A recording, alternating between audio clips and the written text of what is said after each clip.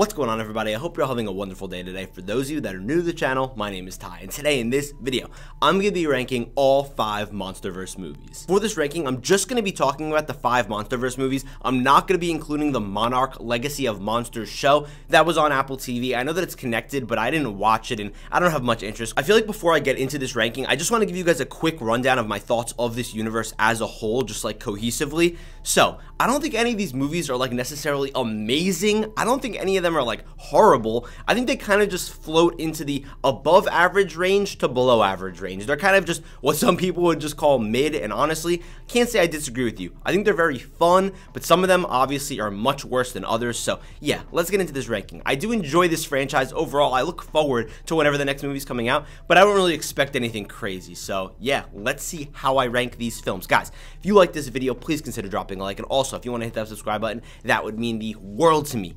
I don't want to waste another second of your time. Let's get into this ranking. All right, so getting into the last place here, as much as this hurts me to say as someone that's on Team Godzilla, that's just the side I rock with, it's going to be Godzilla King of the Monsters. I'm going to be honest with you.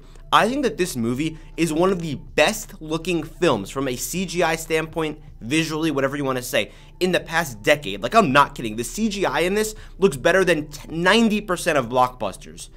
But it does not have a good story, and at the end of the day, something I always preach is that storytelling is king. Godzilla, it's cool to see him fighting other monsters. We got other titans coming in here. He's fighting King Ghidorah. That's awesome. Mothra's in here, sick. However, as we get into the human element of things, and you'll start to see as I talk about these movies, that always seems to be the problem with this entire franchise. Things get so rough. Like, I'm talking extremely rough. We've got the Millie Bobby Brown storyline that I just have absolutely no interest in. It feels like they just wanted to get a big name and to throw her in here. I really enjoy Kyle Chandler. I think that the Titans are shot really well, which is very important, especially because, you know, you don't want it to make it look like they're being kind of like cheap by, like, you know, not really showing you the action. They show you the action, but overall, the story is just so paper thin here. Uninteresting. The fights are good, but yeah, not really a great film. It just feels like, I don't know, they just needed to kind of fill in the blank here in this franchise. Coming in at 4th place is gonna be Godzilla vs. Kong. Just to be clear, that's the 2021 movie, not the one that just came out, Godzilla X Kong. So yeah, Godzilla vs. Kong. This movie, I remember for some reason being very excited to see it. I feel like especially because this was like one of those first movies that really came out after the pandemic. It's been a while since we've been getting new films, and Godzilla and King Kong together fighting each other and teaming up, awesome premise.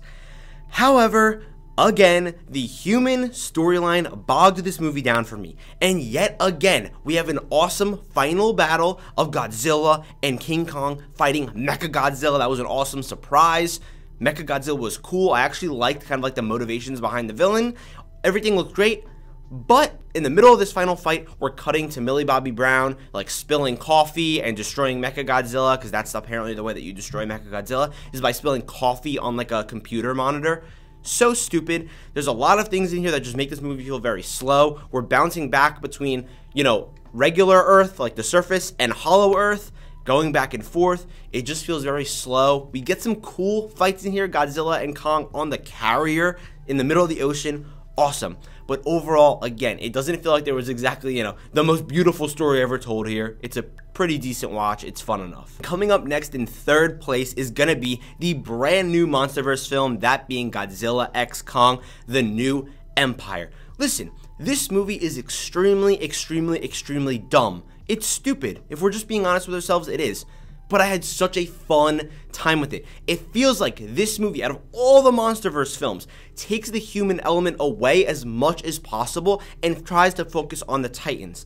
The only problem is the, you know, story that great? Not necessarily. I feel like there's some things that were a little bit underdeveloped, even on the human side, I would say, as much as I didn't really care about them. But it was cool to see all of our returning characters. We're doing way more world building here, a lot of fun fight sequences and really funny moments. I think that at the end of the day, again, this is just a really fun movie, and I feel like that's such a lazy criticism. I said the same exact thing in my review of the film the other day if you want to go check that out. But yeah, this movie, it's a pretty good time, and I wouldn't be mad if they made another sequel on the same level as this one. I know it's in 3rd place. It it's decent. Hopefully, if we could work on that human storyline and just put together a better script, I think we could actually have some pretty good movies going forward. But as of now, we're going to be watching Titans suplex each other. My runner-up, which is unfortunately going to spoil what movie I have in first place, of course, is going to be Godzilla 2014. Now listen, this movie, directed by Gareth Edwards, who in my opinion carries this film on his back with his style, his visuals, his directing, his, what else do you want to say, vibe, just overall that he brings to this film. Feels very serious, very grounded, and yeah, we have Godzilla fighting, you know, other Titans or whatever, but regardless, it's a really, really cool looking film.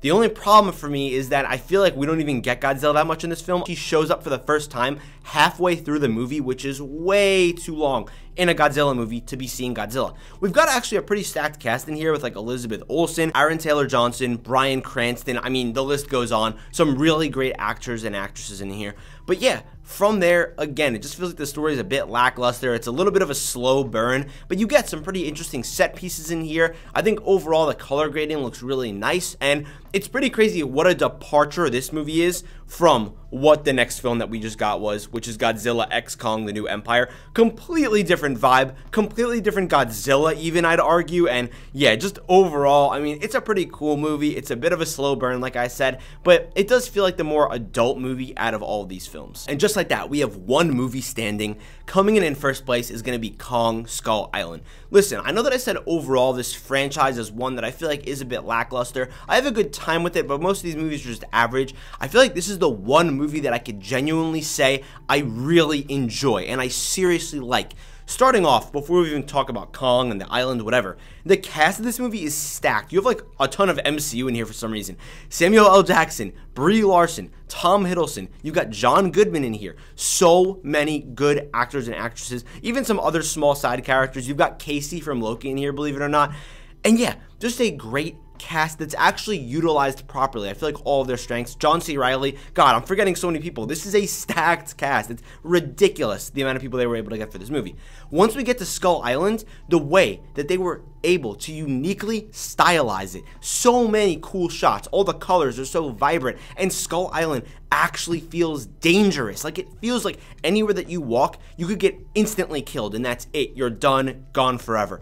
So cool. The story here, I feel like the story is actually interesting here. They fleshed out our characters a little bit. There's some cool action, and again, at any time, anyone can die, and they show you that throughout the film. You know, not that I really want to spoil a 7-year-old movie, but at random times, some people that are considered our main characters, boom, just gone. And I like that. Feels a little bit different, a little bit more switched up. The set pieces here are sick. There's a lot of villains, I guess you could say, because there's just a ton of fights, but our main villain's really sick. The way that it's defeated too, so awesome. And overall, I feel like I wish that they would go more to this vibe where it feels like it's walking this fine line between being too goofy and then too serious. I really enjoy that because, again, it kind of just pushes the envelope to being barely rated R because it's rated PG-13, but it pushes it as far as it could possibly go towards rated R, which I really enjoy too. I think that's so great.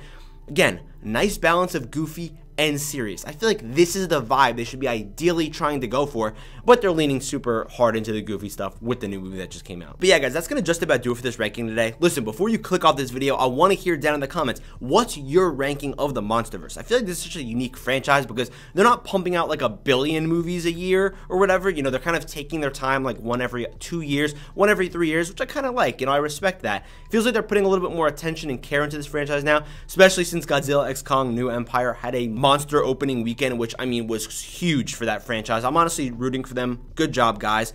But yeah, let me know down below what you guys think. I really hope you enjoyed this video. Thank you guys for watching. I love you guys, and I'll see you in the next video.